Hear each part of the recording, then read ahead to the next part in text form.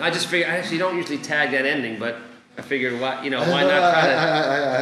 I love this one. Sometimes, to tag at the end. It's always... just say...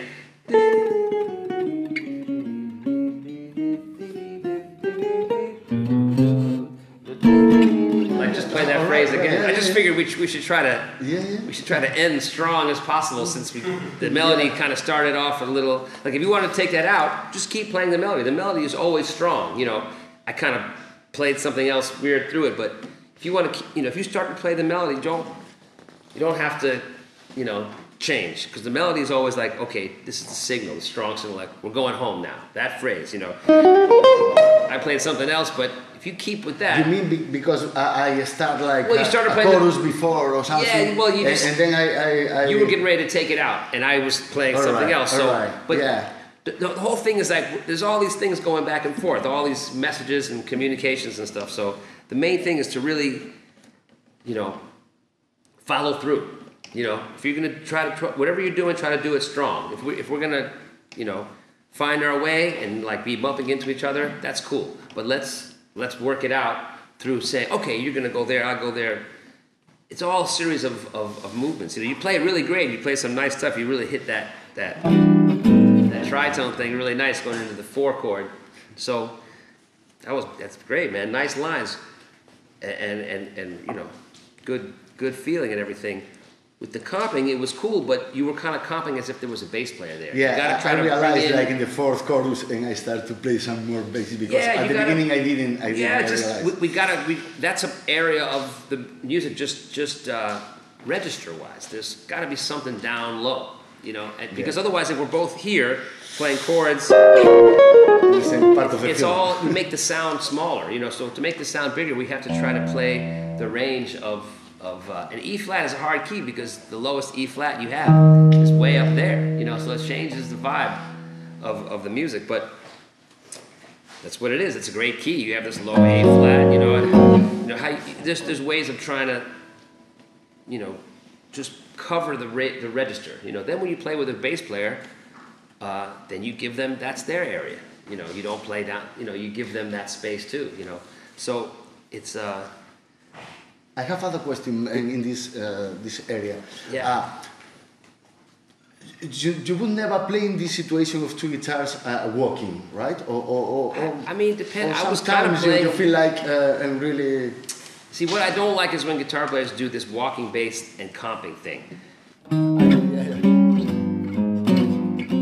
That's... Or just come for it's a weird thing. Moment or... I mean, you got to play the bass, but everyone knows this thing. People do it like it's kind of a finger thing too, and the bass is like they play, and the chords are always coming with the fingers on an upstroke. So to me, that's weird because they're not really paying close attention to doing either one well, comping or playing a bass line. Right. Like once we establish the time, I don't need to hear a walking bass. I mean, with comping in general, I think the thing to do is to establish some kind of repetition. Let the soloist feel, especially in this case where there is no bass, there's nothing, that there's something happening that's, consistent on some level. That's the thing. You don't have to, I would comp lower, you register is the thing. But it's also the content of what you're playing can also just be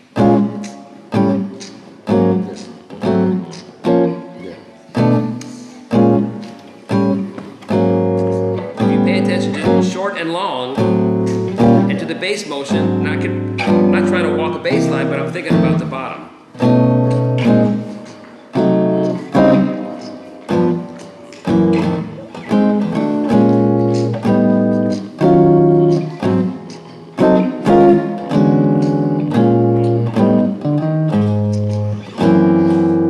I'm trying to think, like I want to think, make you feel there's a pattern.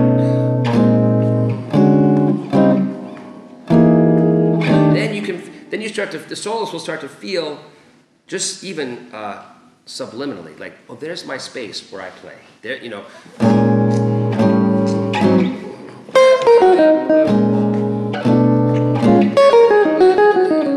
we can almost be like, really get into where not only we're not playing in the same register, but we're actually timing our inner, you know, like doing magic. Well, it's just, but it's not magic because it's just space. It's just being aware of the space. No, but really, I know what you're saying. It sounds like something magical, but it's just like people being aware of the space. You know, I mean, when it happens between two people, it's magic. Like how, because they didn't rehearse that conversation. So how are they? How does it sound all worked out? It's just listening, but it's also taking your space and kind of, you know, being strong with the space that you're taking. And when you're comping, you want to do that in a strong way, but it's supportive. It can't be a chord solo. It shouldn't be like above the soloist. So how do you find something simple that's like supportive, but is still just like gonna, you know, move the music forward? That's the whole key. How do you, momentum is the key. That's the magic, is you know, or it's not magic, but that's the trick. Like you know, how do we make people think that it's right here? This is how fast it's going right now. This is, the world is here. You know, this is how fast the time is moving. You know, doesn't matter if it's Monday or Wednesday or 7 o'clock or whatever. We make this time here. You know what I mean? Like, the only way we can do it is if we really pay attention to everything we play being like about that, how you inhabit the time, you know. And you're playing great stuff, but there's also the register thing too of like, you know, playing lower but I really think that if people practice comping, if they practice learning how to play simple figures in time, it helps their soloing. It helps your sense of placement when you're trying to play all that slick stuff with the tritones and all, you know, there's a lot of happening stuff going on. But comping is where you really can sense of, you know, get the sense of the form and how to fit things into the form. That's what it is. And that's where, you know, it's really about dealing with the chords as they move in this time, in this form, in this tempo.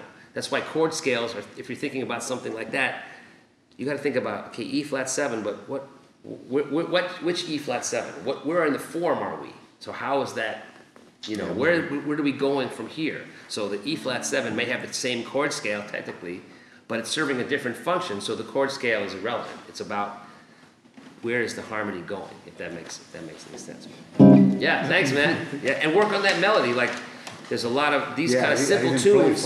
These simple tunes are like really worth checking out how horn players phrase them together. I haven't actually heard the original recording, Clifford Brown and Harold Land, but that's a great front line. When they play lines together, it's just like one instrument. And really thinking about that, you know, like how do they hit that?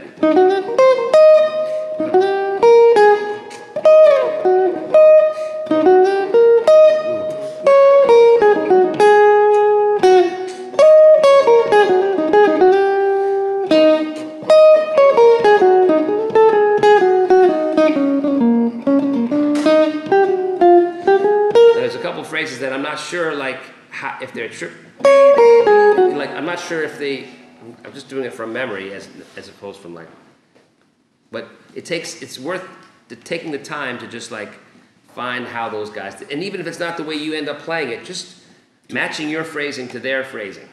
Just that's an ear exercise and a technical exercise, because it's going to make you, you know, pick a certain way, and, you know, all those things is how we get our vocabulary, you know, really learning the nuances, you know, of those kind of melodies.